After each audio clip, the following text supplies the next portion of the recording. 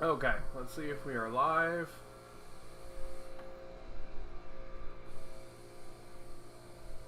We are live. Alright. Cool beans. That was my arm in front of the camera.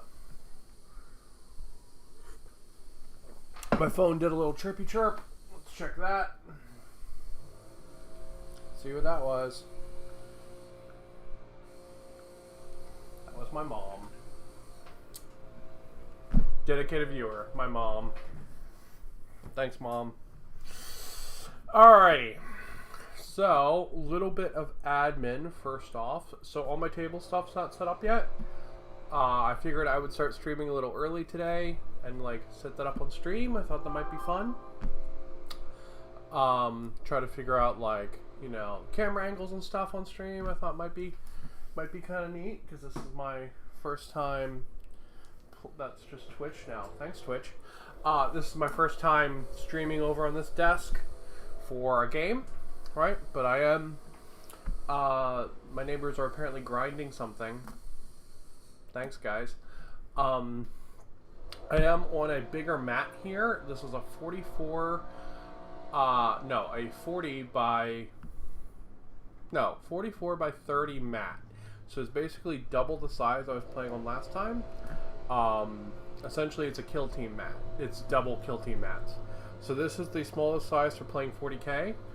I figured I would move up to this size, give my guys a little bit more room and stuff I thought might be neat. And then if I want to play little games of 40k and try that out on the channel, I have more room for it. So I thought that'd be pretty cool. So this is my 40k mat. Doesn't super fit for Necromunda. I have some more mats coming. Frontline Gaming's where my mat's at. But yeah. So that's pretty sweet. So we'll set the table up after we look at some of the gang stuff, because doing the unboxing yesterday, I learned that I should never read a book for the first time on channel because my reading comprehension sucks and I missed lots of pages. So everything that I missed in that book unboxing, is in the book. I just totally skipped over it for some reason because genius. But what I've decided to do, I've been using these zombies as the bad guys a lot, right? In sort of my campaign. Because I narratively like the idea that, like, you know, there's little tricklings of zombies and eventually there's going to be more zombies and more zombies. You know, eventually pulling in, like, a great unclean one and having multiple gangs fight it kind of thing. And, like, you know, the end of the campaign I thought might be pretty fun. So I've gone ahead and I've actually turned the zombies into a gang.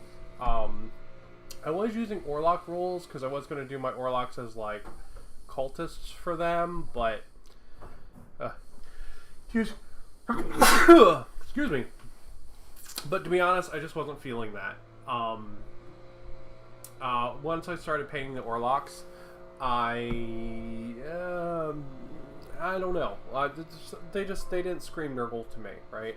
They were much more like street kind of like nomads, and then I covered them in boxes or bags and like gear and stuff, and that was cool. But they were much more like Caravaneers than Nurgle cultists to me. So, I've instead decided to turn the Nurgle guys into a full gang. So, since they're just a custom gang, I can't use Yak Tribe for them. But, got some handy dandy cards that I made up. So, the stats are pretty much the same from last time, and I'll show these off every time before they do something. But I gave them all a 6+ save, and I reduced their movement because I thought that made more sense to me. The Plague Swords, I gave them reroll wound rolls of 1 because that's what they do in 40k, but besides that, they're pretty much the same. And these guys, stat line wise, they're basically just Goliaths. The Nurglings here, they're very similar to the Nurglings from 40k. They're basically the same.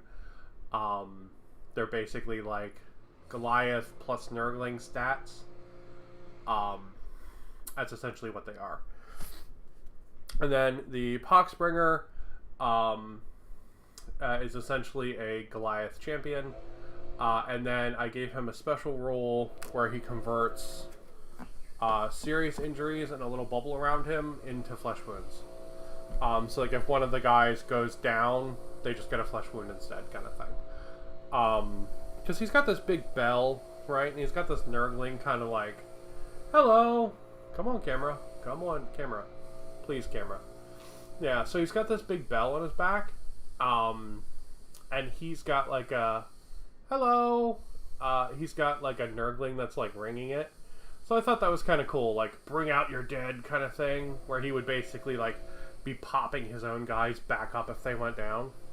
So we've got him, we've got the nurglings. These are just all my 40k models, right? So this is my unit leader in 40k for my nurglings, and then we've got some plague bearers, which are pretty cool. So that's going to be the zombies for today. So they're going to be like the villains. But I've turned them into a real gang this time with a leader and everything, and some like special units and stuff. So there should be more interesting to fight. Because narratively, I still do like the idea that the zombies are sort of, you know, hitting this hive. I like that a lot. Alright, so that's that. That's their cards. I'm going to put those off to the side. And let's look at some of the models that I've built for the cawdor. And then we'll go ahead and we're going to probably make a couple. We're probably going to do like largely be playing out of the book today. Because I was thinking about making cards for the cawdor. And I don't know 100% yet really like what I want them to have. And they're not available yet on Yak Tribe. So I'm probably not going to make cards for them today. We'll just probably play with them pretty much out of the book. Alright, so let's take a look at some of the cawdor models. So these guys are the ones that I kit bashed on stream. Actually, no, this guy isn't. This is one I didn't kit bash on stream. Here we go. Here's one of the ones that I kit bashed on stream. Where I just did all of this on stream. So he's got a bunch of little bits and bobs. He's got his big rat tail. You can see it's green stuff. That's why it's green. He's got his rat head. We've got a lot of these like gangers with the pikes, because I really like the pikes. I still have to drill them out though. We've got a couple like smaller gangers here with double pistols. Just kind of small gangers with double pistols. We've got a guy with a grenade. You see they've got some garbage on their back, but the extra candles added to all of them. We've got another guy with a pike. There he is. And then another guy with a pike. So this isn't all of them from the box, but it's pretty close. Then we start getting into... Oh wait, no, hold on. I lied. Here's the one with the crossbow that shoots RPG rockets, because that's rad. And these guys tail around the RPG, which I thought was cute. So then we start getting into the new Redemptionist models.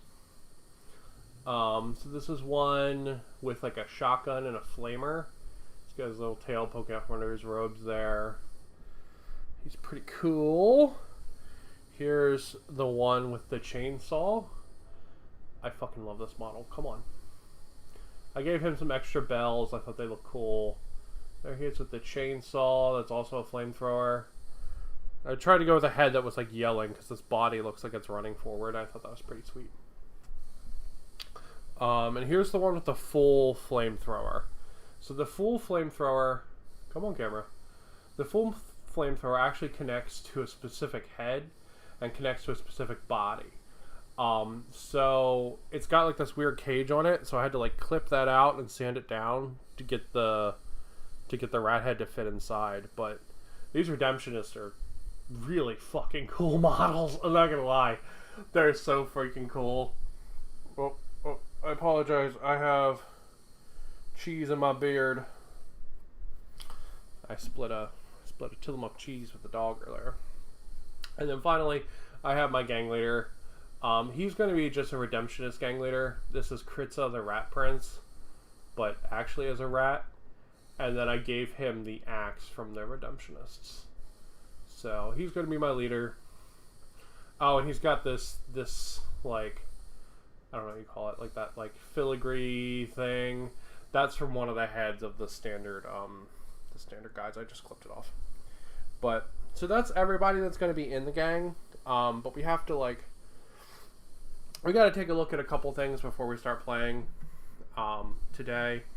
So first off, we have to figure out who we're going to play with. So we're not really building a full gang, right? Because that's a bunch of points and like tons of setup and stuff. So we'll just pick a couple models that we think are cool and play with them versus the zombies today and just see how it goes. But where's my bookmark? Okay, so the thing I missed when I was going through this book before, come on, was actually a whole page labeled Articles of Faith, which is what I was looking for. In the index, it's called Piety Skills, and we'll go over those as well. So let's read over those and get the hang of how that works. The House of Cawdor have faith to overcome the weakness of flesh, while wealth can be wrung from blah blah blah dismal surroundings. Piety skills are unique to fighters of House Cawdor and represent the deep and abiding belief in redemption, and how, doomed as they are nothing to fear from the world. They're generally restricted to the strongest of the gang, such as leaders and champions. Alright.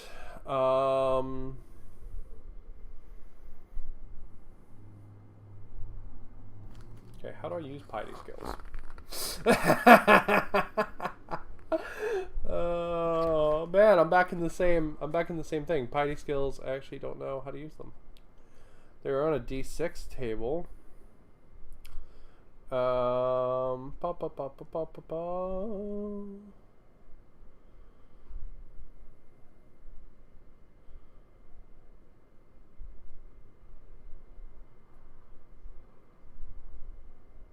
Alright, we'll come back to piety skills. I read ahead on Articles of Faith. Believe it or not. I should have read ahead on piety skills. I just figured they were some other D6 thing. Okay, Articles of Faith are a collection of rules that apply to all House Cawdor fighters. So basically, you're going to have your leader, and he's going to pick a path of faith. And it's going to determine which Articles of Faith you get. And we're going to read through all the paths of faith, and we're going to pick one to play with today, just for the fun of it. Faith dice. Faith dice represent the religious zeal of a Cawdor gang. These dice are the resource that all Cawdor gangs generate over the course of a battle, and which can be used to attempt miraculous events, such as Articles of Faith. Faith is a strange thing, blah blah blah blah blah blah. Okay, lots of fluff mixed into these. So I will say each one of these books, all the basic rules are in the front, and then that specific house rules are in the back. So learning this, I actually realized there's a thing called gene tampering, gene smithing, something like that, where you can buff your Goliath guys. You're supposed to do that at gang creation. I didn't know that even existed. So my Goliath guys have that now. So when we play Meat Hammer next, they'll have some cool little buffs. Anyway, sorry, side tangent. In the end phase of each round, including the first, count up the number of friendly House Cawdor fighters currently in the battlefield that are neither seriously injured or broken. Roll a d6 for each. Each dice that lands on a 5 or 6 is added to a special pool of dice called the Faith Dice Pool. Cawdor fighters may also attempt to work themselves up into a frenzy of faith, waving holy relics, chanting prayers, and flagellating themselves during their activations by performing the Beseech the Emperor double action. During the end phase, roll 3d6 for a fighter that perform this action, rather than the usual one. So basically, you give up your turn to generate faith dice. Faith dice can be retained from one round to the next. However, if in the end phase, after generating faith dice, there are more dice in the pool than there are friendly House Cawdor fighters in the battlefield, these excess dice must be discarded. So essentially you can give up your turn to generate 3 instead of 1. Pretty cool. Especially if you're a guy just sitting there doing nothing. It's pretty good. When a cawdor fighter activates, there's at least 1 dice in the faith pool that may attempt to invoke the Article of Faith. Each Article of Faith only affects the fighter performing it, unless otherwise noted, and lasts until the start of the fighter's next activation. So it's pretty much going to go all the way around until you turn them back on again.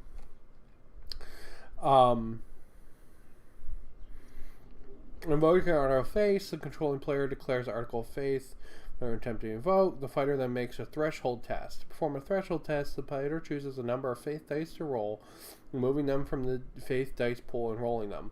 Once this roll has been made, the number of dice used cannot be changed. So you're like, okay, I'm going to need like a 4+ on this Article of Faith I want to do. I'm going to take 2 dice and hope to roll a 4+ on those dice. On one of those dice. And then if you don't get on either of those, you can't keep using them, right? That's just what you use by default. You only get that 1 shot at it.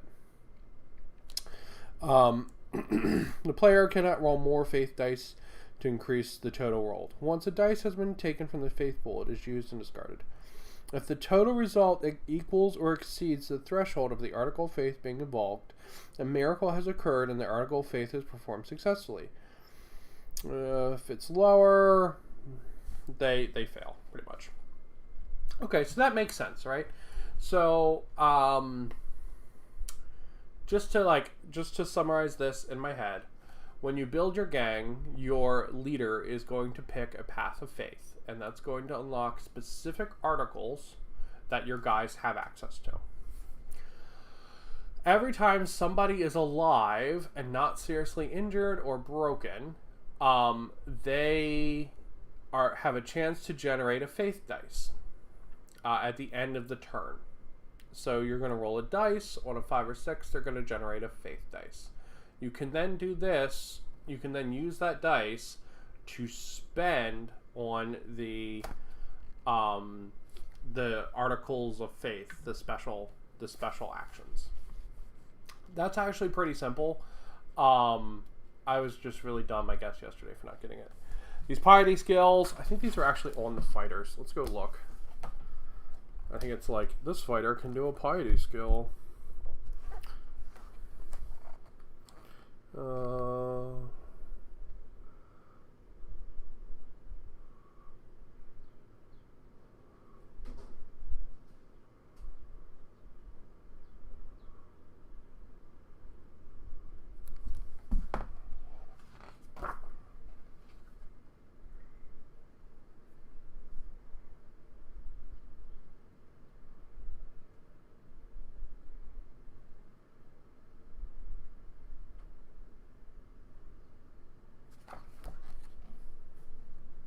Just checking real quick.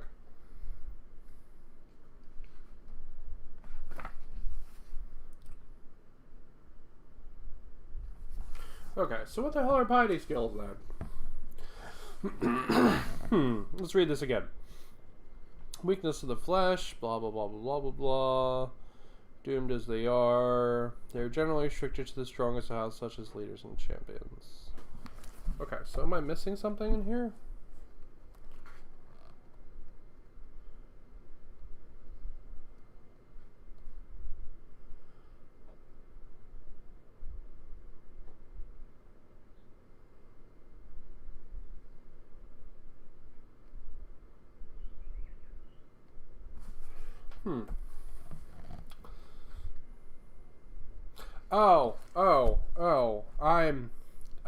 I'm just dumb. Ignore me.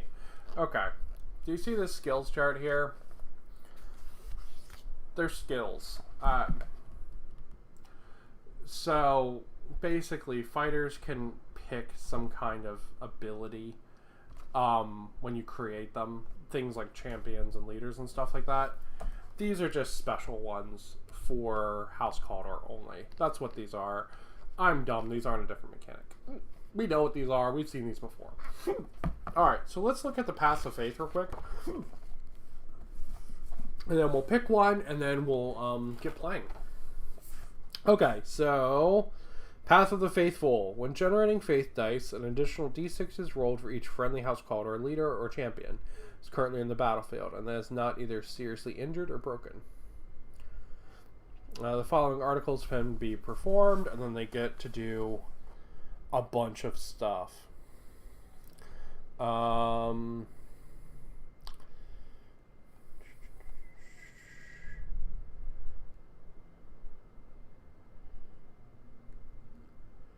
can force everybody to take a nerve test. You can fight through smoke clouds. You can scare psychers. You can force an intelligence check.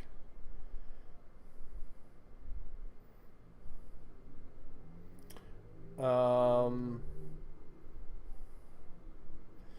you can re-roll wound rolls.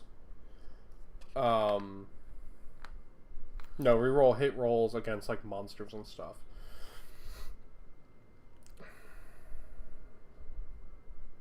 Or you can be immune to psychic powers. Okay, so nothing super cool there, but Path of the Fanatic. When generating faith dice, roll an additional d6 for each house currently calling a fighter that is engaged with an enemy fighter. Okay, did I read something wrong with this one then? Okay, this one is alive or seriously wounded. This one is that champions that are alive or seriously wounded? Yeah, okay, yeah. So this one's champions and leaders that are seriously wounded. This one is anybody that's engaged. So that's pretty cool. So if your guys really get in and like stuck in, that makes a lot of sense then. Alright, so let's see.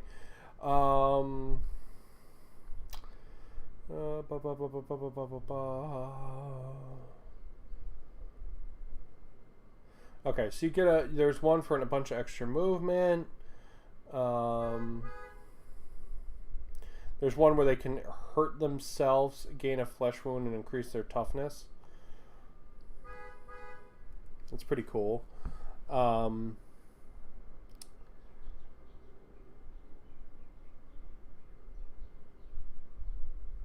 Okay, they can also like speed like Mad Dog ahead, and they basically get a free charge, but at a -2 to hit. So that's pretty cool too.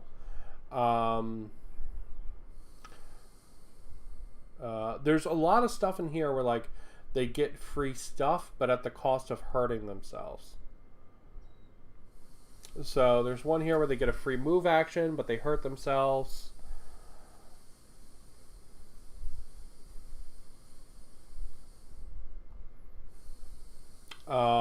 There's one where basically they don't get like pinned while being shot at.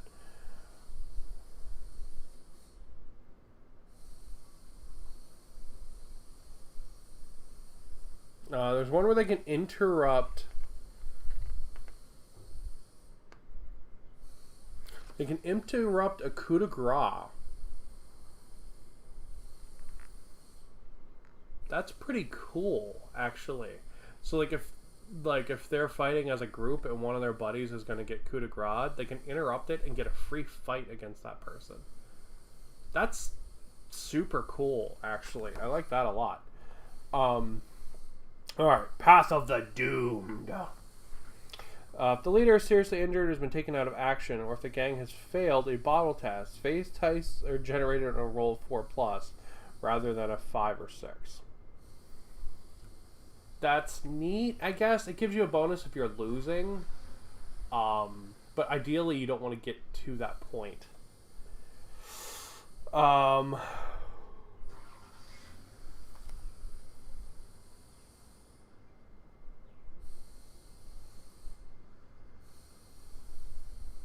Wow. Okay, this is cool as shit.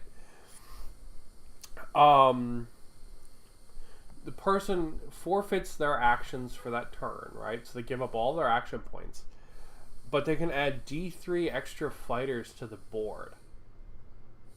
That is super cool. That plus the cawdor tactics that lets you add D3 Jews to the board. That's super cool. I like that a lot. That's really, really cool.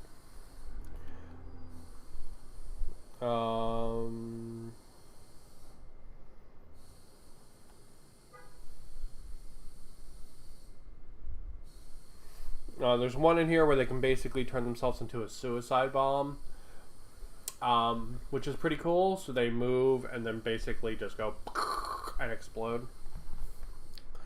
That's pretty cool. So, like, if you had, like, a Juve or something, and you were just like, YOLO, you know? Like, maybe if you had, like, a settlement and were getting free Juves every turn, and you were just like, congratulations, you're the suicide bomber, buddy.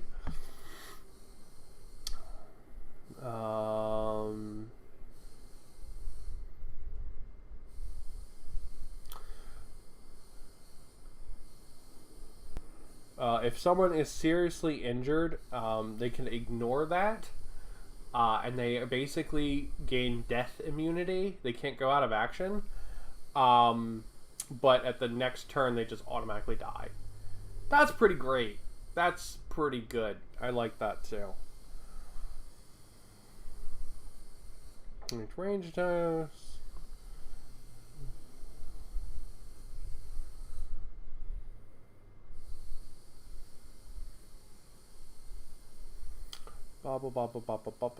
Okay, so this is like a weird light bubble. It's basically a smoke grenade.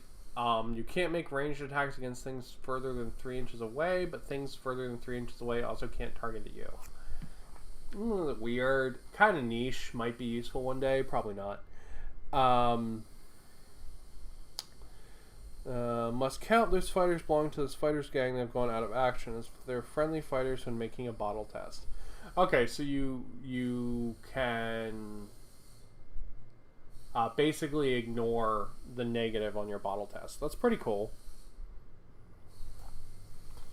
Oh wait, no.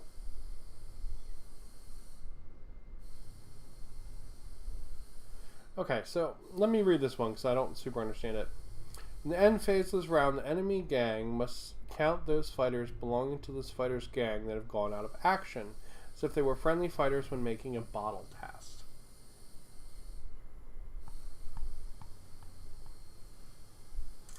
So I guess it technically makes their bottle test easier to fail? Maybe? Weird. Well, their article faith is in effect. This fighter increases strength and toughness by number equal to the number of friendly house cawdor fighters and the gang fighter special role that has gone out of action.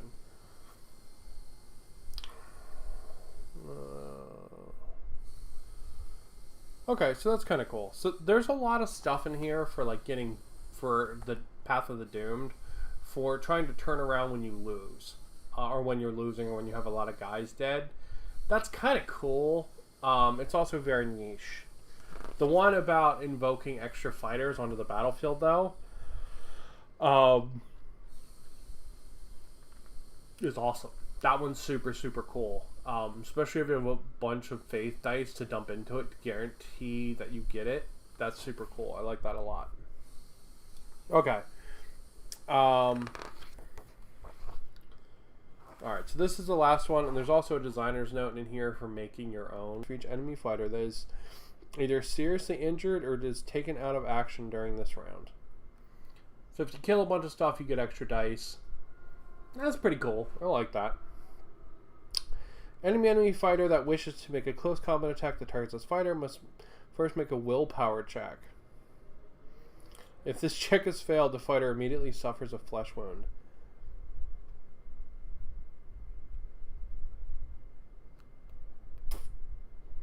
That's really cool, actually, because then you get a bonus either way. Either they don't get to attack you and they waste their attack, or they take a flesh wound. That's super cool. I like that. You can try to light your weapons on fire, so that's pretty cool.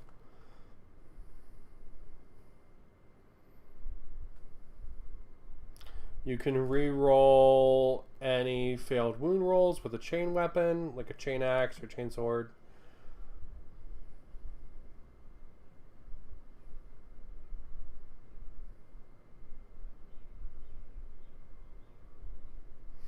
You can force the enemies only to make a simple action when they can see you. So like if you have a guy who's surrounded by a bunch of guys, he can force everyone around him to only make simple actions. That's really cool. Because that basically means they can't charge you. Because a charge is a double action. That's super cool. That's super duper cool. Let's see what else.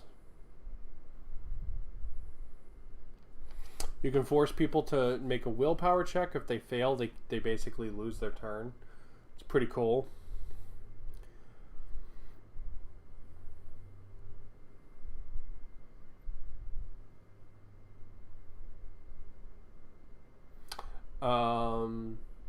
If this fighter is taken out of action, one enemy fighter within 6 inches just gets hit. They just get a pretty big hit as a strength 5 AP -1 D2 hit. That's pretty good. I mean, straight up, that's pretty cool. Yeah, okay. So we'll play Path of the Redeemer today. That'll be fun. So we'll do that. We'll play Path of the Redeemer. And I'm going to... Alright. So, let's pick our cawdor guys. Like I said, we're not going to do a real points thing for them today. Because, you know, we just want to play with some of the fun models today. So let's pick our guys, alright? So let's take like 5 guys, I guess. 5 or 6 guys. So let's take Flamethrower Rat. Let's take my leader. There he is. Let's take all the redemptionists I have built. Alright, so we're going to take him as well. And this guy. And these guys aren't painted yet, but they will be soon. They're just not painted because I literally built them yesterday. Alright, and then let's take like just a generic bigger guys out for now. And we'll just run that. So we'll actually run 8 guys because we'll run 4 just generics and the fancy ones too. Okay. Alright. So let's set the table up and then we will go from there. Alright, so we're going to say all of these guys, they're all champions. We're going to say they're all champions. This guy's going to be the gang leader. He's going to be our redemptionist leader. And the rest of them, they're just going to be Jews. I think Jews can take an auto rifle. Let's check. If they can't, we'll just say they're gangers.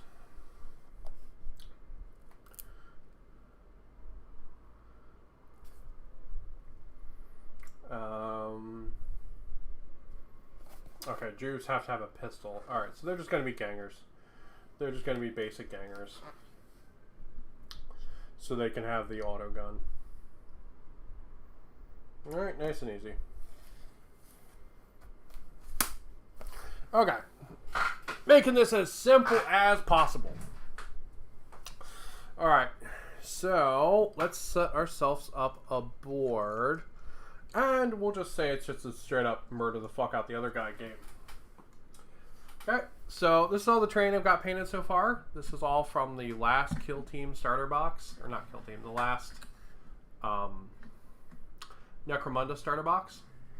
So this is stuff from Dark Uprising and with some stuff from Hive Wars mixed in. It's not all painted. I still have a pretty hefty box of unpainted terrain, but I'm working through it nice and slowly. Alright, so we've got our tower here with an elevator on it. That's pretty cool. Let's try to set up like a nice like center fight area, I guess.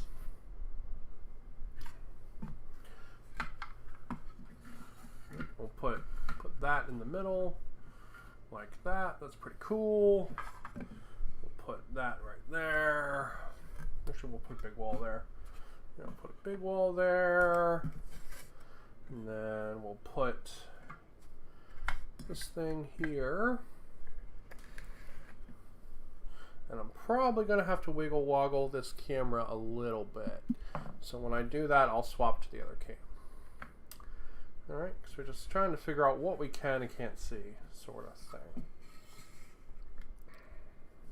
And we want to be able to see everything on the battlefield, because that's fun. Alright. Let's see, we got this guy who... Oh, he steps. Okay, we'll use him as well.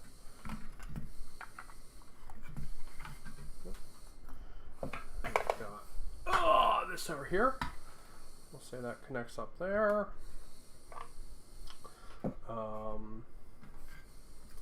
Then we'll give ourselves another set of steps. This train is a lot of fun to set up. It really is. It's just like straight up like just a dream. This terrain is.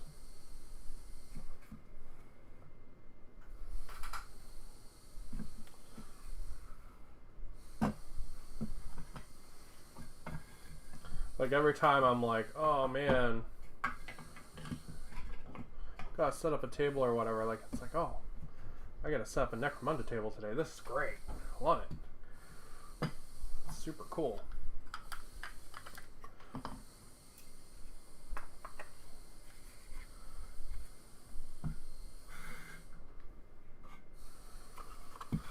All right, let's check the other cam. Okay. Alright, I know what we're going to do.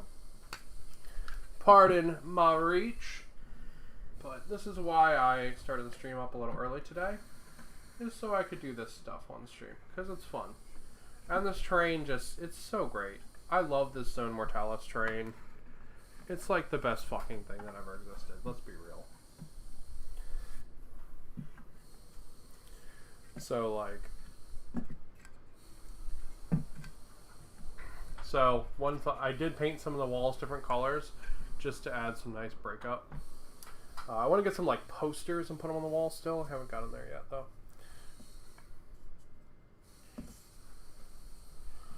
We'll put that tube there so it blocks that off.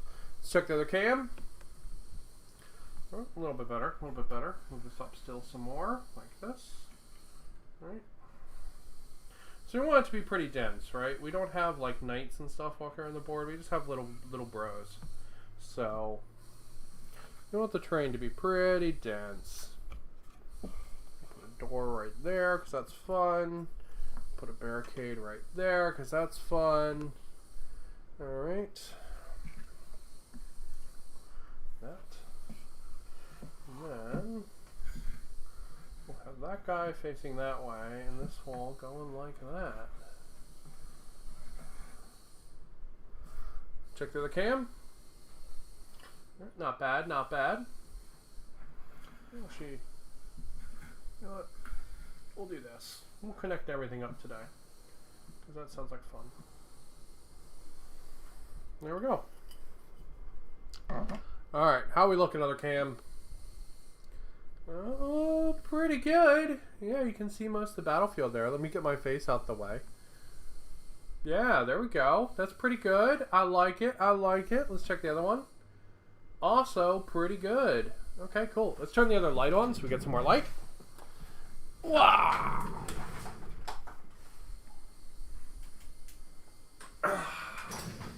There we go. How's that?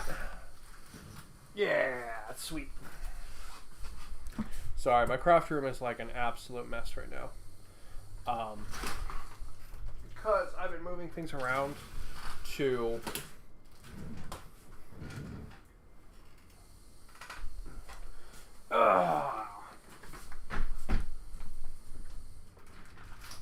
come on. Thank you. I've been moving things around to get this moved over so I have a little bit more room. Alright, so this is just going to be a straight up murder the hell out the other guy kind of game. Alright, so we're going to let's go ahead and put the zombies down first. And we're going to say my guys are going to be coming in from the board edges.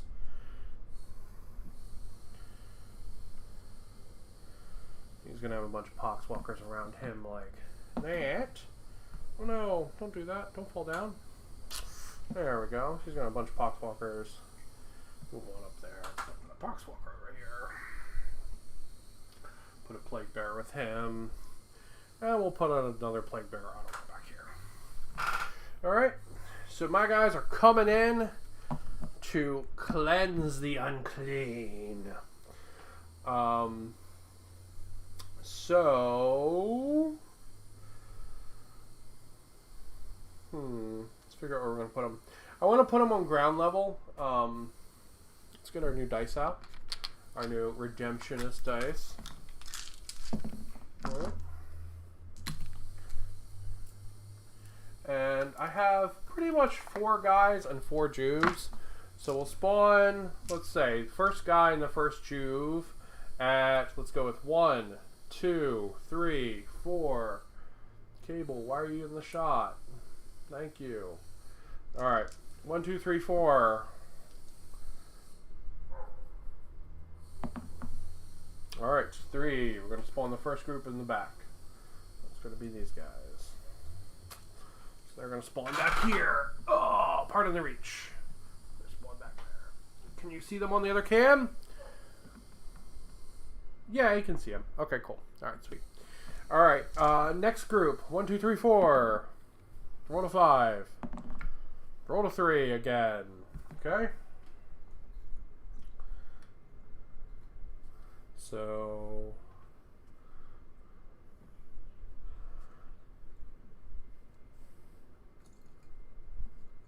this is kind of a janky way to do deployment, but it'll be fun. Alright, so there's 4 guys back in that corner. Wow, I rolled 3 again. Let's re-roll that so we get somebody that's not just in one big cluster. Okay. And then we'll just say this last group's coming in over here. Because this is a janky way to do deployment. Don't do deployment like that. It's not fun. Alright. So, let's get another color of dice for the zombos. Ugh.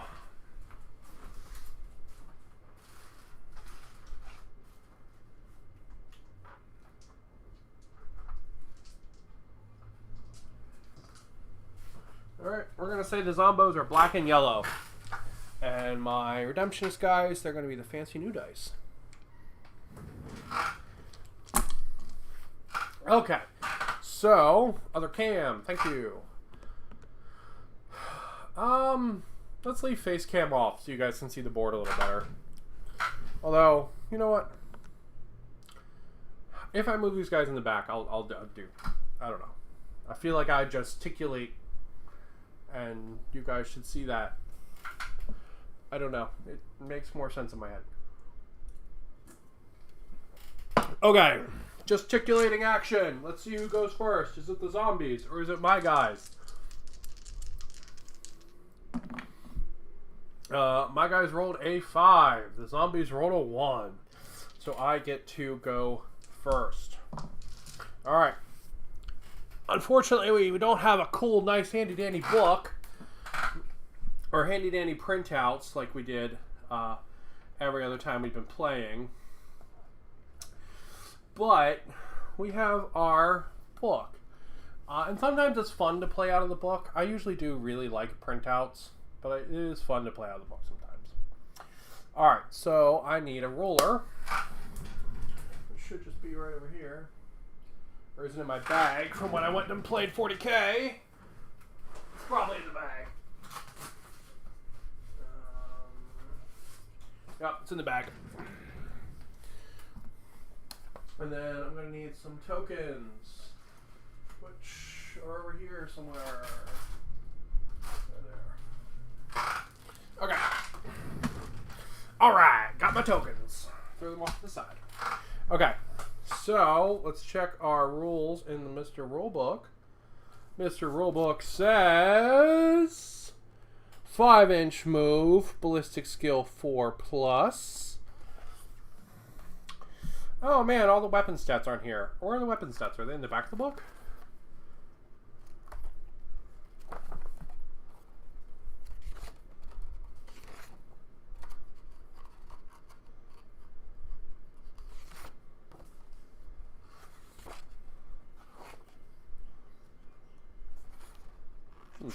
kind of assumed the weapon stats would be with the guys.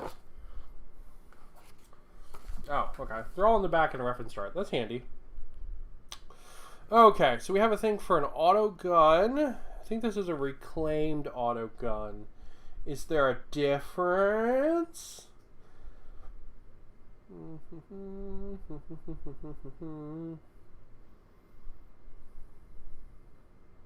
Yes, there is a difference.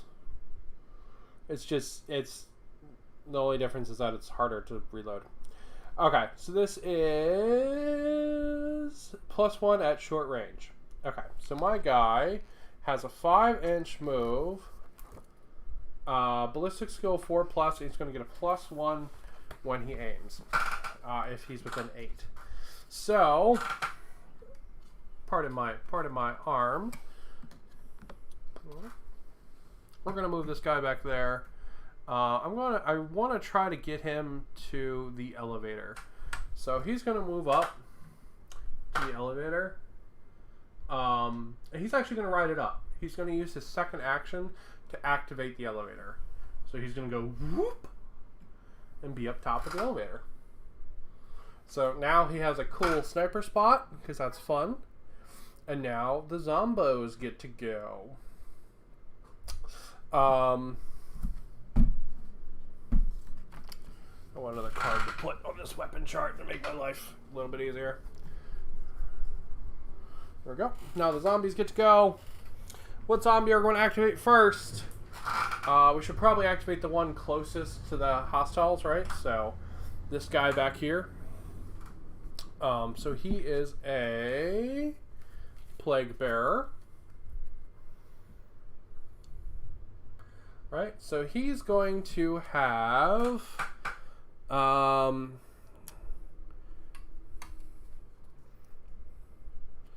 he has a 7-inch charge. So he's actually going to try to make that.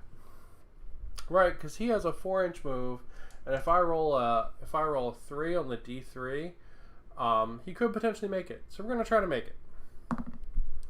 And he did it. All right, so he's charged our little rat buddy. You know what? Let's move this wall so we can see. There we go. There we go. Making it better for everybody so you guys can see. Alright, so he's got 2 attacks +1 because of the charge. So weapon skill 3+. What are those? I don't know. Alright, so one of them hits. I should break out the magnets when I do this. All this train's actually magnetized.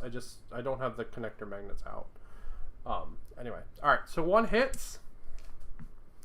So he's 4 versus, I'm assuming 3, but we'll look it up in a second. And it's a 5. It's going to work either way. So that is a... What kind of armor do these guys have? I'm assuming they probably just have like mesh suits. Let's see what kind of armor a cawdor ganger can have. That sounds useful. Let's look. Let's see. Personal equipment. He can have a gutter forged cloak. What is that, I wonder? Because he can't have a flesh or a mesh bodysuit. Let's look up what a gutter forged cloak is. That sounds cool.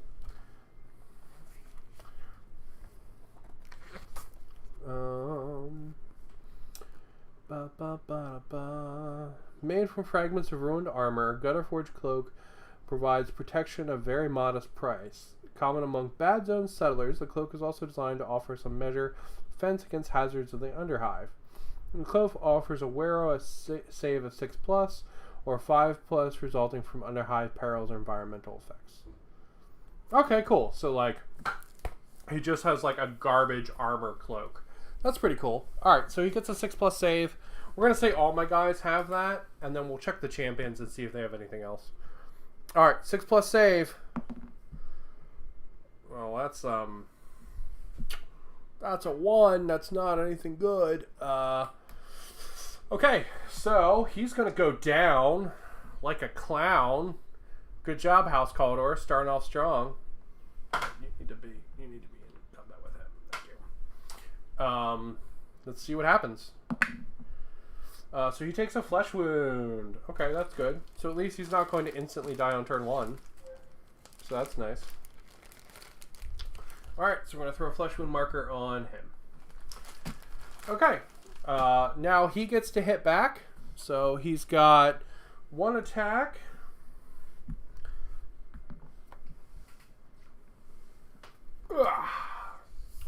Let's double check our buddy here. He's got 1 attack. Yep. 1 attack. Strength 3 versus toughness 4. Okay, 1 attack. Well, that doesn't matter. Rolling a 1 completely negates anything I could look up, so screw that. Okay. So, now it's over to my turn.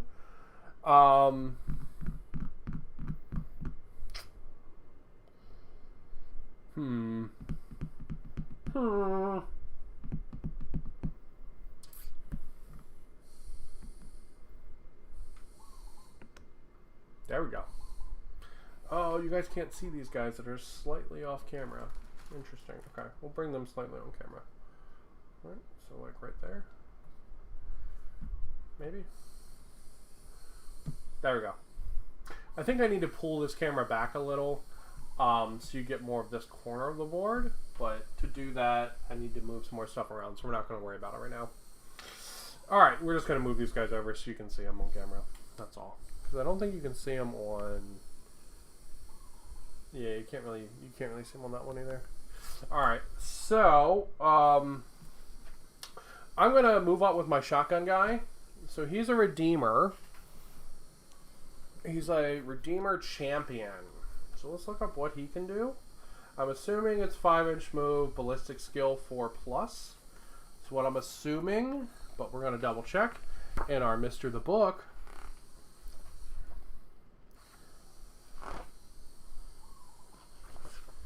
Okay, let's see. Yep, 5 move, ballistic skill 3+. Wow, okay, that's awesome. Nice. Sweet. Okay, cool. So, he's going to get his move then. Right. Going to basically move up onto these steps here. The nice thing about this Zone Mortalis terrain is the steps perfectly fit the bases. It's really nice. So as long as you don't add anything weird to the bases, they can like click right in the steps. It's really cool. Alright, and then he's got a shotgun with a flamethrower on the bottom because that's the kind of crazy man he is.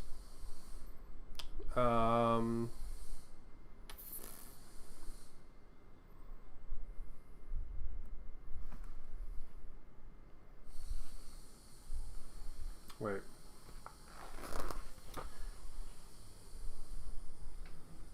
Give me 1 sec. I'm figuring out what shotgun that is. Let's go and look at the pictures. There we go. Okay, so that's a shotgun with exterminator. Oh, sorry, you can't see the pictures. There we go. Now you can see the pictures. So that's a shotgun with exterminator, Holy Wrath, Wasteland Crusade, and the 40. So let's figure out where that is. Ow. It's not there. Assuming it's under special weapons.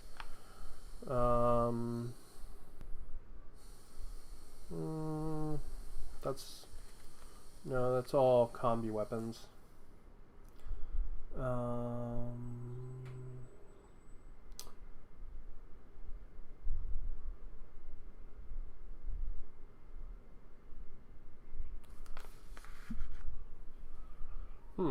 Okay, let's go look at his listing.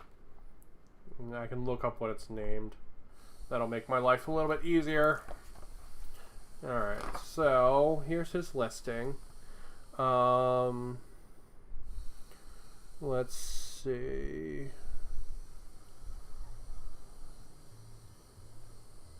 Okay, I see how it works. So you do shotgun plus exterminator. Okay.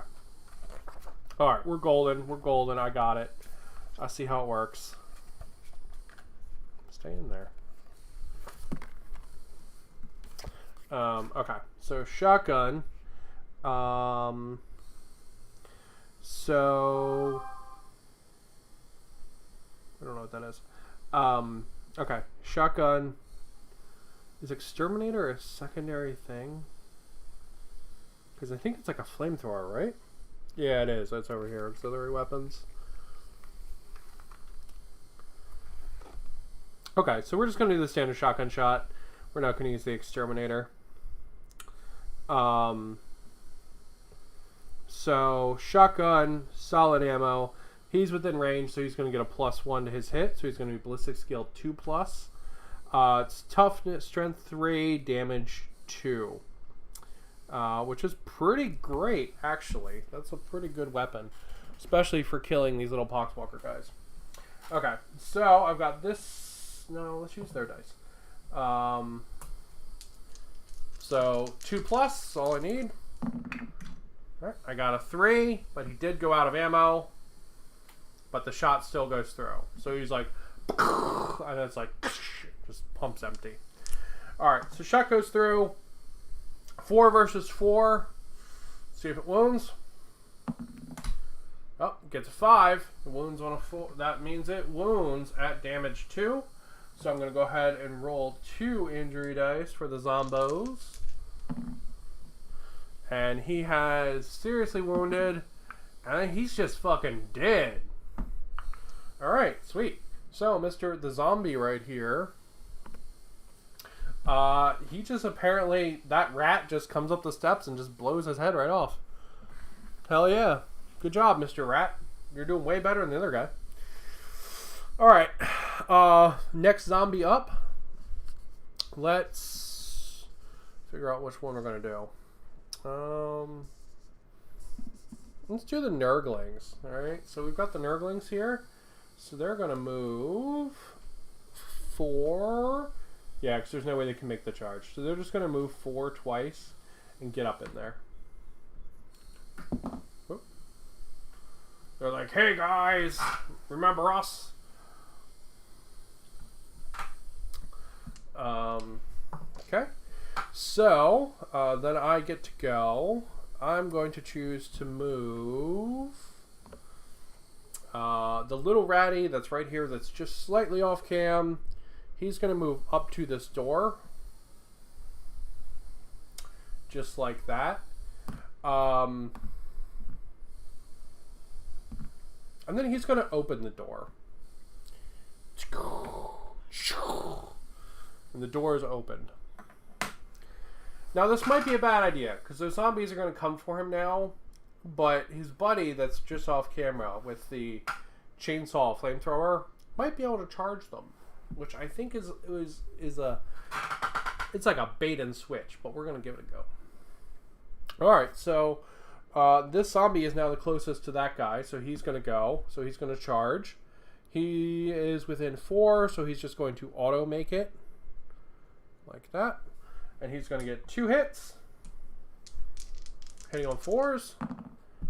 Wow, okay. 2 hits. Wounding on, we'll look it up once we see. 4 and a 5. Whatever it wounds on, it wounds. Wow, okay. Does Mr. Ratty save them? 6+? No. Man, that zombie took his fucking Wheaties today. Come on, Mr. Ratty. Don't die. Come on. You can do it. Ooh, flesh wound and seriously injured. So since he's going to be seriously injured, and he has no one else around him, that means that he's just going to get numbed to death. So the zombie's just going to be like, ah, and take a big old chunk out of him, and he's gone. Wow, so we're 1 for 1. Ripperoni. Okay. These zombies, they're pumping, man. Alright, so that makes it my turn. So now, that wasn't the best play. I did not expect the zombie to, like, just numb my guy to death. But we're gonna move up with Mr. Flamethrower Chainsaw Rat. And he's gonna move up just out of the inch. Or just out of range of that guy. Right? And then he's going to shoot his flamethrower thing, which I believe is a template.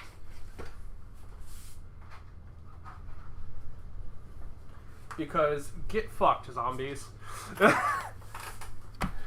Alright, let's see what we got. Let's check out the template, see what it is. I think this thing is referred to as an eviscerator. I believe that's what it is. I think it's technically a melee weapon with versatile on it. Go away, bug. Go away. Yeah, okay, so it's called an eviscerator. It's only strength 3, which sucks, but it is blaze and template. So, yeah, he's just gonna light everything the fuck on fire. Alright, sweet. And -1 AP, which is great. Okay, so yeah, that hits all the zombies. So we're gonna try to hit all the zombies. So it's 3 versus 4, which sucks, but it is what it is.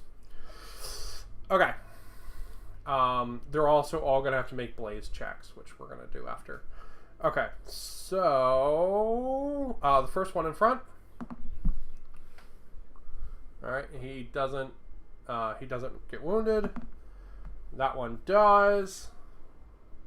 The big guy gets wounded. Guy next to him also gets wounded. All right, so these guys all get wounded. So it's damage 1, so it's gonna go boom and boom. We're gonna see if they save. So the first zombie does not save. The Poxbringer does not save. The zombie next to him does not save. Sorry, I don't really have a good camera setup for rolling dice today. We'll figure that out next time. Playing on the new setup board and all, it makes it a little complex.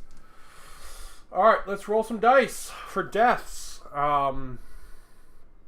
So this guy's going to take a flesh wound because he has a bunch of wounds. He's not a one pump chump like the other guys. So the first zombie, what happens to him? Seriously injured. Second zombie takes a flesh wound as well. All right. And then this guy, he's also just going to be down. No, he doesn't make an injury roll yet. I'm dumb. He still has wounds. He just loses a wound.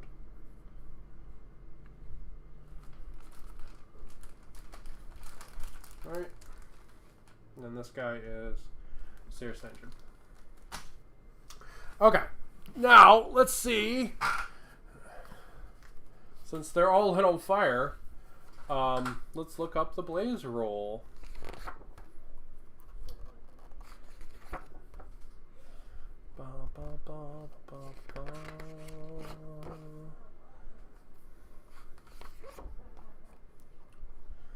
Weapon thing. On a 4-5-6, to become subject to blaze. When activated, fighters takes a hit.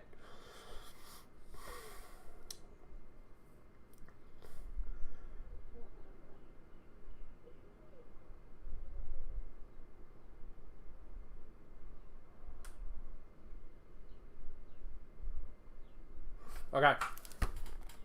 Let's do it. See who's on fire. Is it everybody? Hold on. Let me double check. Is it everybody that's wounded, or is it just... Okay. Nope. It's everybody. Everybody hit. Okay. First zombie right in front. He's on fire. The zombie that's seriously injured. Not on fire. The Poxbringer. Not on fire. The zombie next to him is on fire. Alright, so this guy and that guy, they're on fire. So when they activate, they're going to take a hit. Sadly, this guy's already activated. So that means he's not going to have to take a fire hit yet. He's going to stay on fire until he puts it out, which is also pretty rad.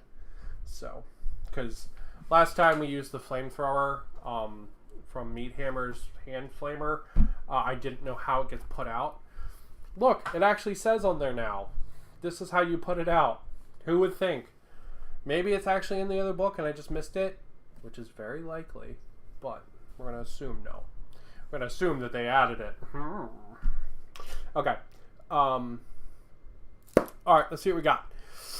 Okay. On fire, on fire. Let's find a marker for on fire. Do I have a, like, your ass is burning marker? So, this thing is basically just like a chainsword plus... Alright, we'll use the little Necromunda skulls. Oh no, we have a little... Yeah, we'll use the little Necromunda skulls. That's fine. Alright, sweet. Well, this guy is out of action because he's injured. Let's activate this guy right here.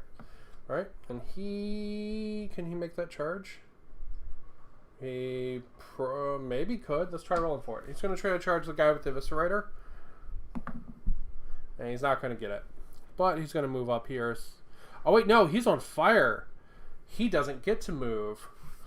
Ooh, he runs in a random direction, if I remember right.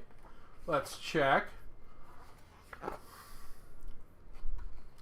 Fire is cool. It just has a bunch of rules I need to remember. Alright. Activate. The fighter is subject to a blaze condition. Suffers immediate strength 3, AP 1, damage 1, hit. Okay. Well, I guess he doesn't have to hit. So let's see if it wounds. Nope, doesn't wound. If standing and active, the fighter moves 2d6 in a random direction. Alright, so... Alright, so he's going to run this way, and he's going to run 10 inches.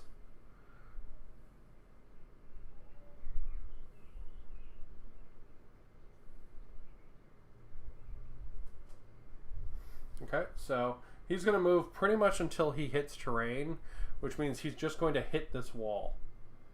And he's just going to like snug up to that wall. Like that. And then he's going to try to put his fire out.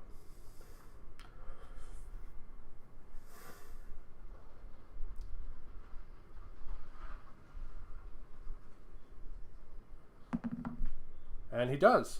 Wow. God, these zombies are fucking lucky. Alright, he rolled a 6, so he puts his fire out. Man. So all it did was just waste his turn, but I guess it's better than nothing. Alright, so now I get to go with some other guys. So you know what? We're just going to bathe these motherfuckers in fire. So I've got this guy back here. He's got a 5-inch move. So I'm going to go ahead and I'm going to give that to him. Like that. And then he's going to shoot at these guys. And it's a template weapon. So it's going to hit those two. Sadly, not the guy that was just on fire. Alright. There we go. You can see him there, rocking and rolling. So he's going to hit them. Let's check the power of this flamethrower. I think this is just a standard flamer. Oh, this is a fire pike. Oh, I didn't realize. Okay. Blaze, rending, and template. Strength 4.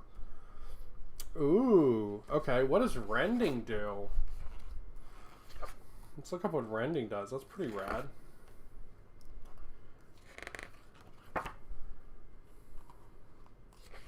Entangle. Oh, if the wound roll is a 6, it causes extra damage. Sweet. I didn't realize that was a special weapon. I thought it was just a flamer. That's pretty cool. Sweet. Okay. So he's going to hit those two guys with a strength 4 attack. So wounding on 4s and above. Alright, so one of them wounds. We'll say that's the boss, because I should have rolled those separately, but I didn't. So we'll say that wounds. So he's going to be... Come on. Come on. No. Let's see what he's at. Is this damage 1 or damage 2? Alright, so AP minus 2. So he actually can't save that because he would need an 8, and he doesn't have that. So he's... Oh, I need to roll an ammo dice for it. Let's roll an ammo dice real quick. It's fine. He didn't run out of ammo. Alright, sweet. So that guy takes fire damage. So he's going to take another point of damage, and he's going to be down to 1 wound. We're going to find another fire token for him. Man, we're just like cleansing this little cluster with holy fire here. All the flamethrowers are cool in the Redemptionists. I like flamethrowers. They're fun. I like the template weapons a lot because that's something you don't really have in 40k, so I think it's super cool. Let me adjust this light real quick. Give me a sec. Oh, just blinding me a little bit. Come on, sucker. Go over there. There we go. Alright, that should be better. Ugh. Maybe? Maybe it's worse. Maybe it's worse. Maybe? Alright, we're good. We're going to go with it. Okay. Let's see if either of those are on fire. First guy, the boss, not on fire. Second guy is on fire. Alright. So, keeping that fire rolling. Keep it rolling, rolling, rolling. Alright, sweet. Cool. So the zombies get to go now. We're going to say the boss is going to go. And we're going to say the boss... you know what? He could actually make that charge. So we're going to say he's going to try to charge. He needs a 2 on this D3. Which he actually gets. Hello, zombie guy. Hello, guy with flamer. You just lit me on fire, you bastard. Alright, so he is a Poxbringer. Right? So he's going to have 4 attacks, which are going to be strength 5. So winning on 3s. So, 1, 2, 3, 4. There we go. There we go. Okay. 4 attacks. Hitting on 4 pluses. Wow. Wow. Everything is a 6 or a 5. Jesus. Okay. Alright. Wounding on 3s.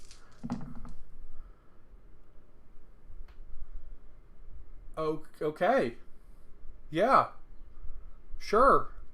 It's AP minus 1 weapons, so those are all just going to go through.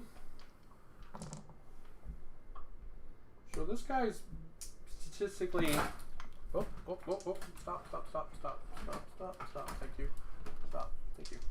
This guy basically can't survive. But we're going to roll it anyway. Man, Ripperoonie. Yeah, he's super dead. Okay. Well, Mr. Firepike, you got to shoot 1 time at least before you got apparently beast moded down with God dice. So you didn't have anyone around him, so we're not have to do a panic check or anything like that. Wow, okay. We will probably have to do a cool check at the end now, though. Alright, well, it's my turn now. We're going to go with my boss here. So, we're going to try to charge that guy.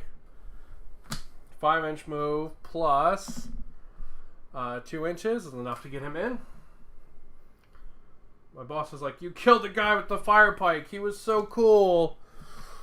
Alright, let's look up how many attacks a Redemptionist boss has. I'm assuming it's 3. Because he's a boss. He is the... He's not a deacon. He's not a firebrand. He is the leader. Oh, he only has 2. Ripperoonie. Alright, so he's going to gain 1 from the charge. So that's pretty cool. At least.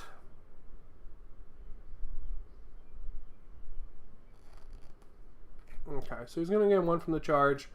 So he's going to have 3 attacks at 3+. And then what is the name of this weapon he has? He has like a Master Crafted with Exterminator. Okay. So we'll look that up after we see if any of these hit. 3+. Oh. 2 hit. Let's see. He's strength 3, which is pretty weak. Chain X, Mr. Chain X. Chain X, Chain X, Chain X.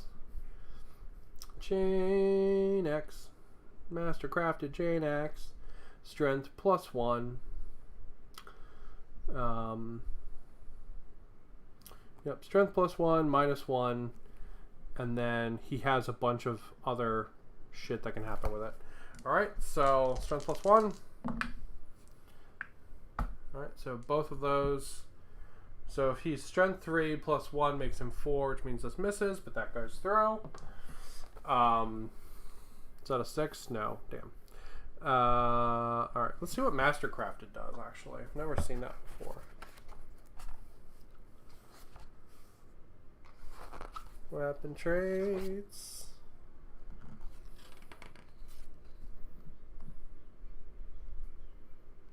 Oh, they can reroll a failed hit roll. Alright, fuck it, let's do that. The first roll I made that failed. It doesn't matter. Worth a try at least. Wonder what disarm is. Let's look that up. These weapon traits, they're really fun because like I know the ones on the Goliath guys, and they're just cool little effects.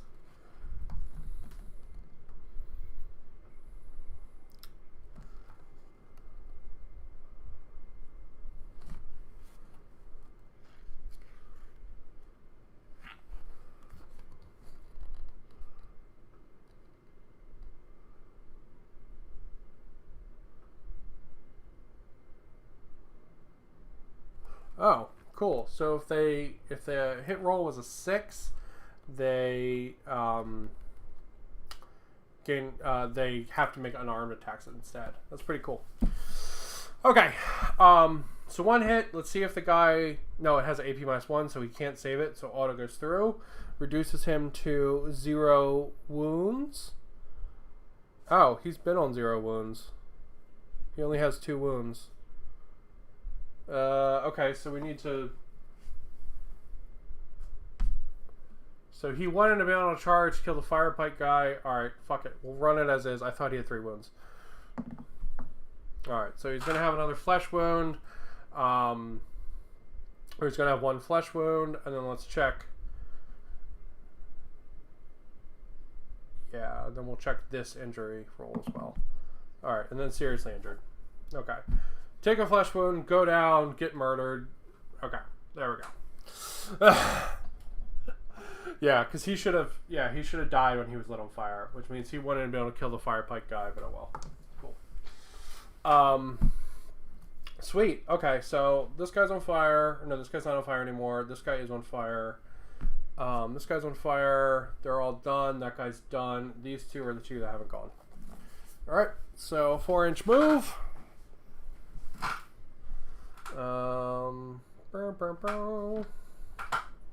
Right there. Okay, and then I've got 2 like just generic gangers to go. So let's look them up. They both just have pistols. 2 generic gangers with stub guns. Alright, ballistic skill 3+. So we're going to do the one who's just slightly off camera over here. We're going to do him. Alright, so we're going to look up his weapon stuff for a stub gun. And we're going to see what we got. Alright, stub gun is +2, wedge within 6 inches. That Nurgling is within 6 inches, so he's going to be a 2+ to hit, Strength 3 weapon. Okay, so I'm going to take a dice, and I'm going to take a ammo dice. I'm going to roll those up.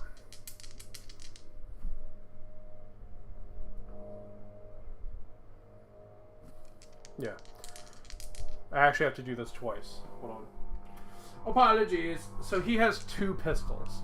So that means he, with the sidearm trait, which means he can go all guns blazing, which means he shoots with both, but at a -1 to hit, which I'm going to take.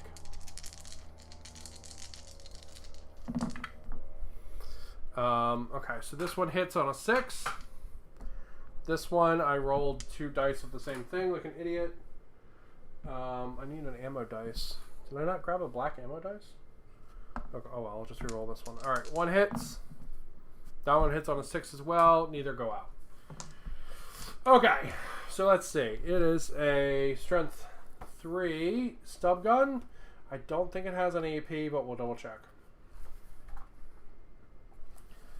Strength 3 stub gun. No AP, 1 damage. Okay, so the Nurglings are toughness 2. Let me pull their card up. Opa! There they are. They're toughness 2, like that. Pretty fancy. Alright, so boom. Boom. So wounding on 3s. Alright, so 1 wounds. So that's just going to... Washington. Officially the Stop. Washington. Alexa, stop. Oh my god. Alright. Actually, the Nurglings roll a 6, so it does jack all. The guy's just like shooting into the mound of Nurglings, and it does nothing. Okay. Alright, this next zombie is going to move up to his buddy down here. They're going to be buddies on the stairs. And then I'm going to do the same attacks with that guy back there. So, first one, does it hit? No. Second one, does it hit? No. Okay, so that guy gets to hit me back.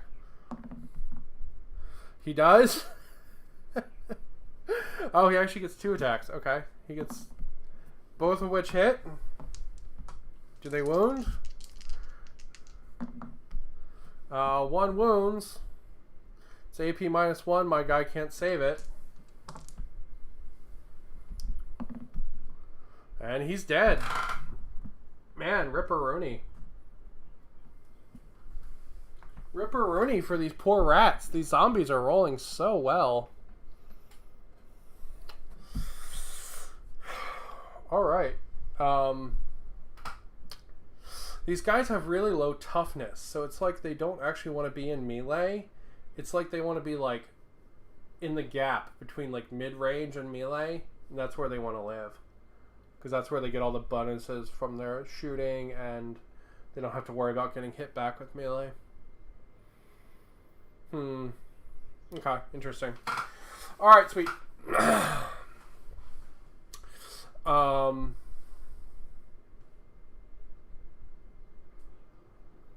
Yeah, okay, so now we go into the end phase, and I see how many faith dice I have generated. Because that was only turn 1. This is a very much bigger game than I expected it to be. Alright, so we're doing Path of the Redeemer. So each enemy fighter that is seriously injured or is taken out of action will generate an additional dice. So I killed two zombies. Alright, so let's roll their dice. Neither of them do anything. Alright, so guys that are in action. Got 2 guys back there. Alright, so I get 2 dice. Got 1, 2, 3 more. Alright, so I have 3 total dice. 4 total dice. I'm gonna mark those off just off the camera over here.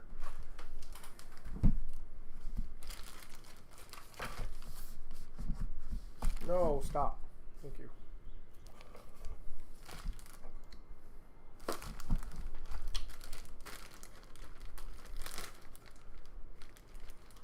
Well, now I can do cool acts of faith and stuff, which is pretty sweet. Okay. So, then we are into the next round. And we get to roll off to see if the zombies go first or if I go first. Zombies dice, my dice. I've got a 6. Zombies got a 3. I go first. Sweet. Alright, well, Mr. the Chainsaw down here is going to charge the zombie. Or does he want to fire his flamethrower and just hit everyone?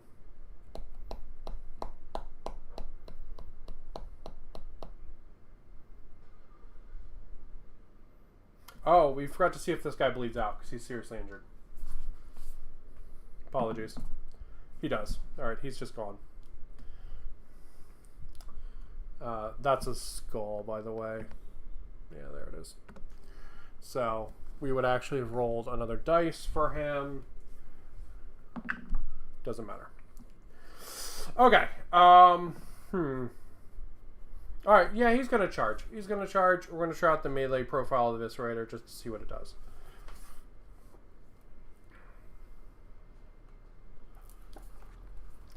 Alright. Let's check out the melee profile on the Eviscerator, which is like a big old fucking chainsaw. Alright.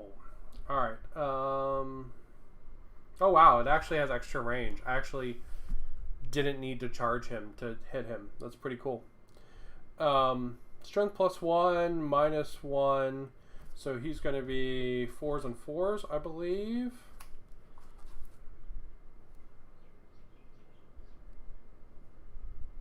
Yeah, okay.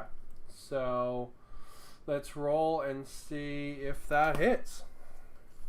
He should have 2 attacks because he's a champ. Yep, 2 attacks. Alright, 2 attacks. Roll and see if it hits. With 1s and 2s, it certainly doesn't. Okay, well now the zombie's going to hit me back. Which he doesn't do anything. Okay, so it's just a pointless slap fight down here. Well, that zombie's going to activate next. He is on fire, so let's see if he takes damage from the fire. He does. It's -1 AP, so that zombie can't save it. It's 1 damage, so does the fire just consume that zombie? Causes a flesh wound. Alright, he's in combat, so he can't run out of combat because he's on fire. However, he's going to try to put himself out. So on a D6, he's out. Nope, still on fire. Okay, so my turn then.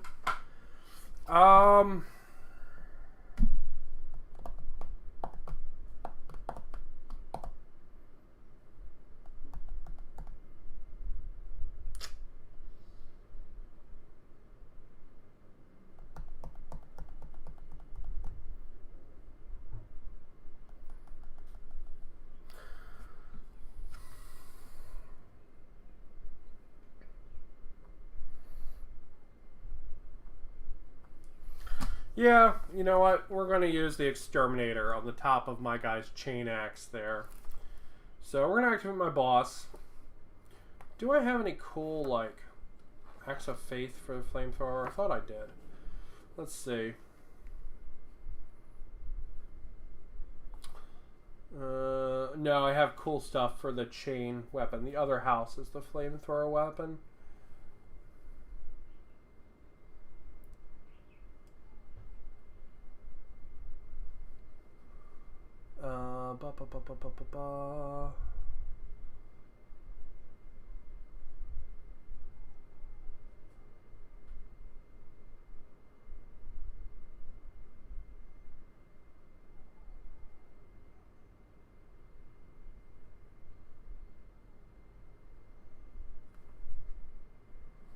Okay, he's just going to fire his Eviscerator. Which, let's look up what it does. Let's look up what it does. This is why we're learning new things. Normally you don't have to look up all of these because you just know them or you have little cards. But since it's all brand new stuff, we're looking it up. Learning it together. Alright, so he's going to fire his Eviscerator. No, he doesn't have an Eviscerator. He has a master-crafted chain axe with flamethrower bullshit. What's the flamethrower bullshit? There it is. Exterminator. That's it. So that's what he's going to fire. Blaze, single shot, strength 3, AP -1. Alright, so template. Boosh. Get fired on, bitches. Strength 3. Neither of them take damage. Are they on fire though? The one in front is on fire. So that's good at least. So he did something with his turn.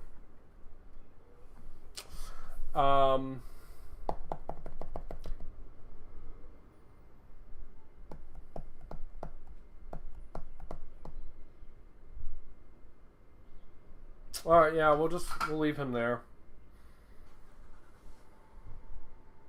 Actually, you know what? He's gonna move after he's shot.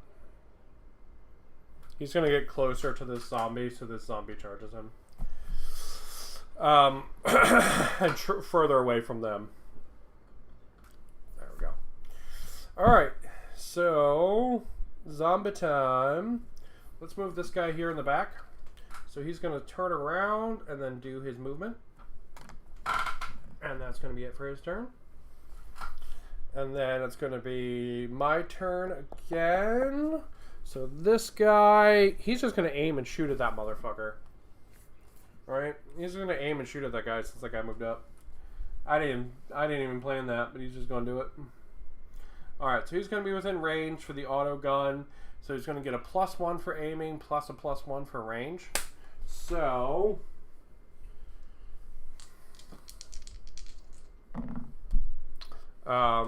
so he's a 4+ with 2 +1s, so that hits, and it's 3 shots. I believe auto guns are strength 3, which means it needs to wound on a 5. Let me double check that. I'm pretty sure auto guns are strength 3 though. Yep. Okay, so 1 goes through. Yeah, 1 goes through. Does the guy save it? Yes. He saves it on a 6. Okay. Good job, me. Alright, well this zombie here, that zombie right there is going to charge my boss. He's definitely going to make it in. He's going to get 2 attacks. Both hit. See if they wound. Both wound. One's going to reduce my boss to 1 health, and then he's going to take... No, he needs to roll. Alright, he doesn't save either of them. So, one's going to reduce him to 1 health, and then he's going to have to take 1 injury roll. Come on, anything but a serious injury.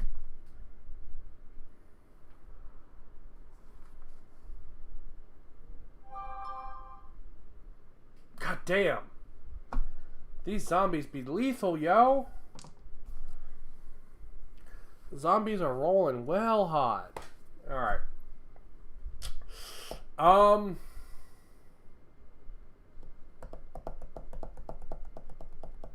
Damn. Let's be happy we're not playing a real campaign, because we're suffering lots of losses to these zombos. Man, rough. Okay. Okay, well, my turn. I'm going to shoot with this guy back here into the Nurglings there. Wait, that guy needs to reload his gun. Let's see what he needs to reload a shotgun on.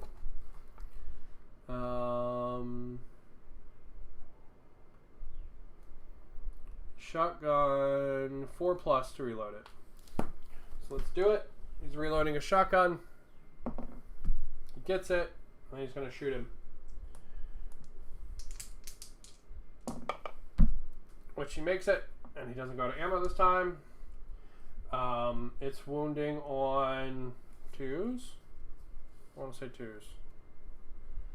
Because I think I made them toughness 3 or toughness 2.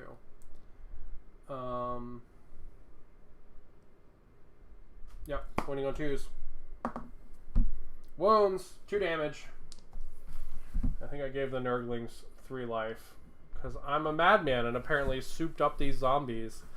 I want to point out that my Goliath gang has been rolling through these zombies like butter. And then I souped them all up and gave them 1 extra toughness, and they're like fucking beating my rats' faces in. So, they're probably getting nerfed. Probably gonna get nerfed. I'm probably gonna drop their toughness all by 1. Because I'm trying to figure out the zombie gang still. So, the poxwalkers at least are gonna drop 1 toughness. I'll probably leave everything else. I'll probably leave the plague bearers because they're like the champions, and the poxwalkers are like the generic guys. So we'll probably leave them as is. All right, cool. So that guy's gone. That guy killed my boss. This guy did nothing. That guy's useless. These guys get to go. So the guy in front's on fire. So he's going to take a hit. Let's see what it is. It's going to wound. See if he saves it. He can't save it because it's AP -1. So part of him burns off and he takes a flesh wound. Alright. And now he's going to move 2d6 in a random direction. So he's going to move 5 inches. Just where he is. He's just standing where he is. So he's just going to take his flesh wound and just keep on rocking where he's at. Oh, let's see if he puts himself out. Nope. Alright, this guy with the double pistols back here, gonna put both shots into the Nurglings. That was a 3, which is gonna hit, and it's gonna run out of ammo on that pistol. And then that's a 5, which hits, and he's not out of ammo on that pistol. So 2 hits into the Nurgles. 2 wounds. Can the Nurgle save them? Nope.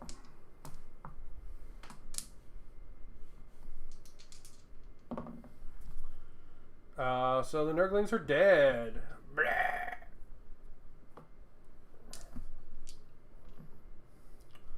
Wow, I love how the Ganger kills like the big beefy mob. And, like, the lowest Juve ever just walks over and murders my boss. That's great. That's super great. But hey, you know what? Apparently this is power to the Juves and power to the Gangers match today. Alright, so that's going to be it. I didn't use any of the cool acts of faith.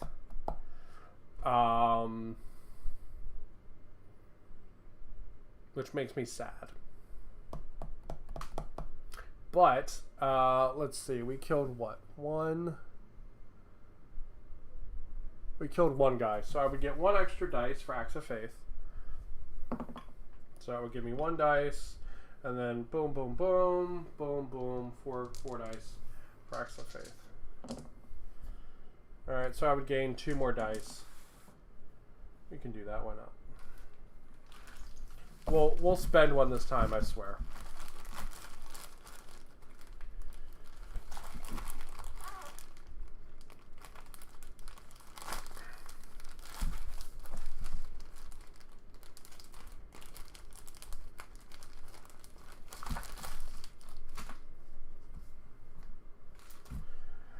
Okay.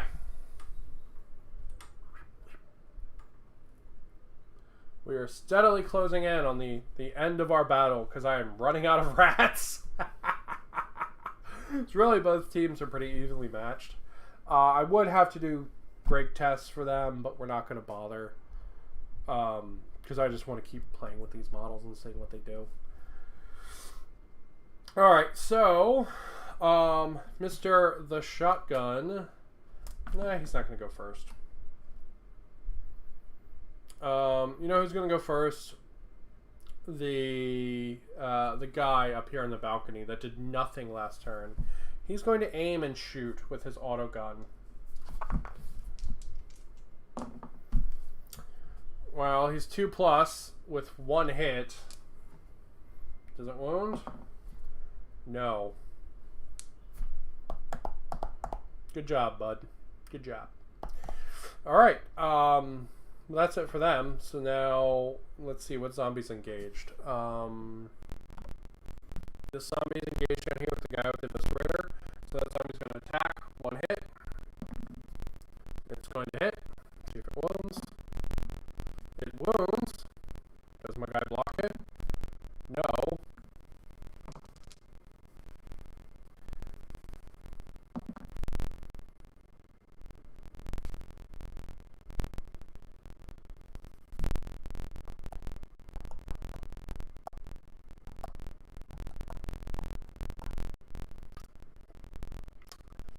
Man, these dice, they are super lethal for my poor rats today. Ripperoni.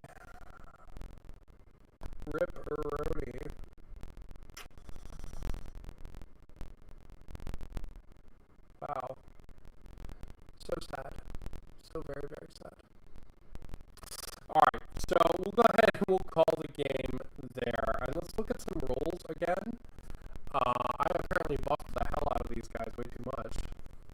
Plus, they just had god rolls. So yeah. So let's make some space. Because man, my rats, they super lost this. Because I'd be down to a guy with an auto gun who can barely wound anything, and then the guy with the shotgun who's been doing work. Don't get me wrong, he's been doing work. Sounding a little bubbly. Pardon the cam.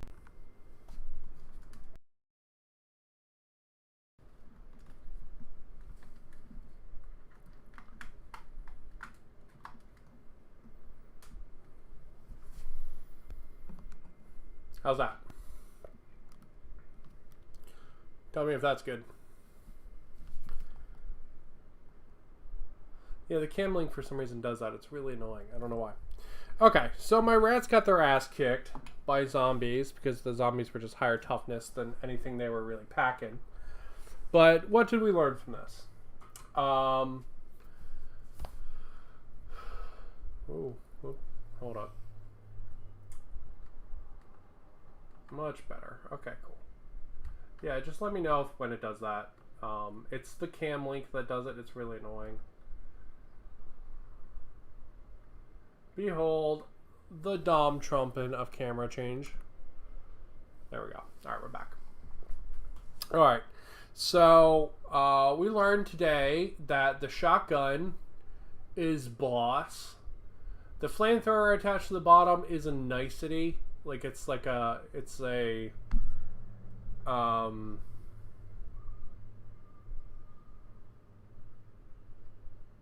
There's a word I'm looking for here.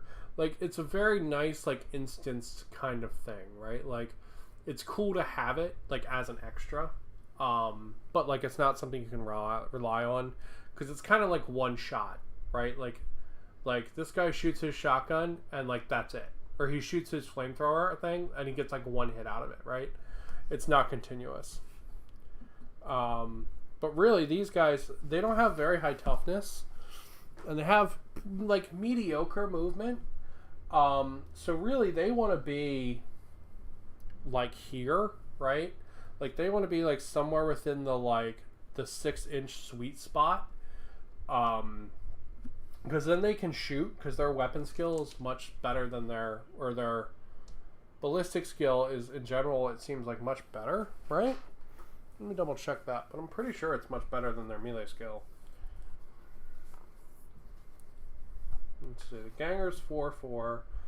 Champion is 4-3. Yeah, everybody except for the leader. The leader is better at melee. Yeah, so the leader's better at melee, but everyone else is better at shooting. So really, like, keeping them, like, in the sweet spot is where you want them. And the flamethrowers are great because the template for the flamethrower is super cool. And honestly, I love the templates. I just think they're fun to play with. Because there's something you don't have in 40K.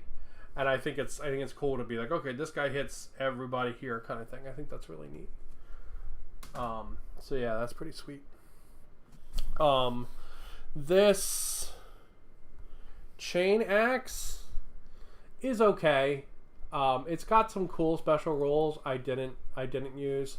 Like, I can force the enemy to re-roll a hit roll, and I didn't think about doing that. Also, the fact it just has a flamethrower on it, it's pretty cool, right? So, like, if I want this guy just to have some random ass shooting, that's pretty great. This thing, though, this fire pike is awesome. This thing is super cool. It's a higher toughness, and it's great. It's so great. It's higher toughness. It's higher, I believe, damage. Yeah, I thought that thing that I gave that model was just a flamer, but no, it's like a special flamer, and that's really cool. Yeah, the fire pike, right? 4 damage, minus 2 AP, or 4 strength, minus 2 AP, 1 damage, blaze rending. So that means it's doing extra damage if you roll 6 for wounds, and most things aren't going to be able to save it at minus 2. So, like, for example, if you have, like, furnace plates, like on the Goliaths, they just can't save it. It just auto goes through at minus 2. So unless they're wearing a mesh undersuit under their furnace plates, you're going to go through. Otherwise, you're going to force them to roll on a 6. So it's pretty great. It's super cool. I like it a lot. And it's a great, awesome, cool model. It's going to be a lot of fun to paint that up. But yeah, all the fire and stuff on these guys is awesome. I like it a lot. Yeah. This thing looks a lot cooler than it actually is. Using it as a flamethrower is nice, but the fact it's only 3 strength really sucks. Like, that means you're like, if you go up against like Goliaths or anything, you're gonna have a hard time.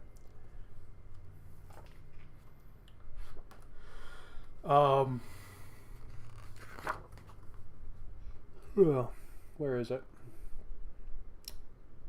Oh, no, I apparently was playing it wrong. Apparently it's strength plus 1. With sever, shred. Wow, okay. That thing's a lot cooler than I thought it was. Alright.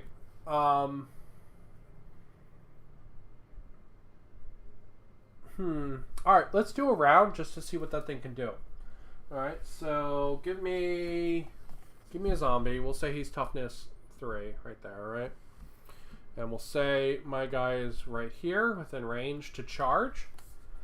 Let's see what it does. Okay, so it is all kinds of shit. Alright, so I'm going to charge, right? This guy's got 2 attacks plus 1 for the charge, which makes it 3. Strength plus 1. Let's say that guy's toughness 3. So, champions on this are unfortunately weapon skill 3. Or weapon skill 4, which kind of sucks.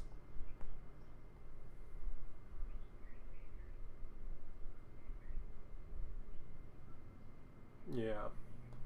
So, 3 attacks.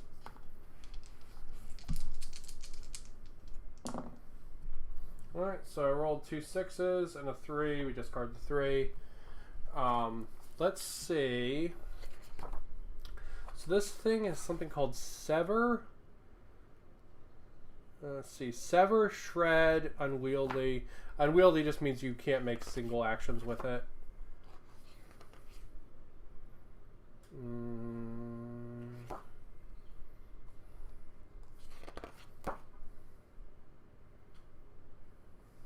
If a wound roll from this weapon with this trait reduces the fighter to 0 rolls. No injury dice are rolled. Wow, so it just... Okay. So if you reduce something to 0 wounds with the chainsaw, it just dies. Shit, that's cool. Man, why was I not playing this right?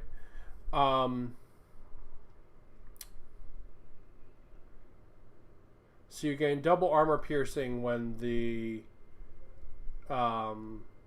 if you roll a 6 to wound. Okay, so I hit. So let's see if I wound. Alright, so I rolled a 6 and a 4. Both of those wound. The 6 will go through at a double, so he can't dodge that one. He could dodge this one. Let's see if he does. That's a 1. He doesn't. Okay, so he's just going to flat out die for that weapon. And then this one's going to go through at -2. So he's like just flat out dead. That's really cool, actually. That's super cool and very fitting of a chainsaw. Yeah, I don't know how I missed that. Yeah, that's super cool. Yeah, I totally screwed that up when I was playing it. Okay, yeah. This thing is much cooler than I thought it was then, because it just auto kills people, and that's sweet. Come on. Thank you. Yeah, it just auto kills people. That's really cool. Alright. Well, that is pretty much House Cawdor. I'm going to go ahead and call it there. And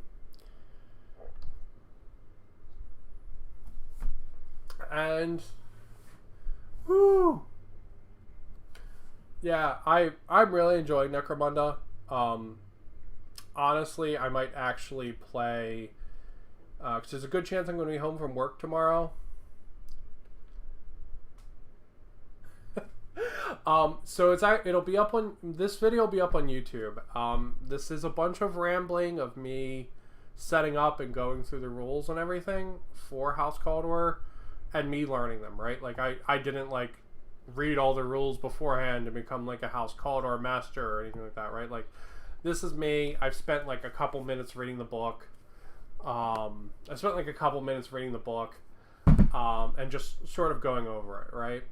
So this is me just doing that. Went over it. I put some guys together really quick, and then I played just like kind of a simple little demo game, not attached to any of the campaigns that I'm doing or anything like that. Just to try out all the weapons, right? And I definitely screwed some of them up, right? Because this chainsaw thing apparently auto kills guys. I missed that when I was playing it because that's really cool. This fire pike, this weapon, which I thought was just a basic flamer, is apparently a fire pike, and it's like a super flamer. The first Necromunda purchase I've decided to wait on picking up, so I have no idea how it is. When it will be on YouTube? It's up on YouTube right now. I streamed it both, so you can go and check that out, which is pretty sweet.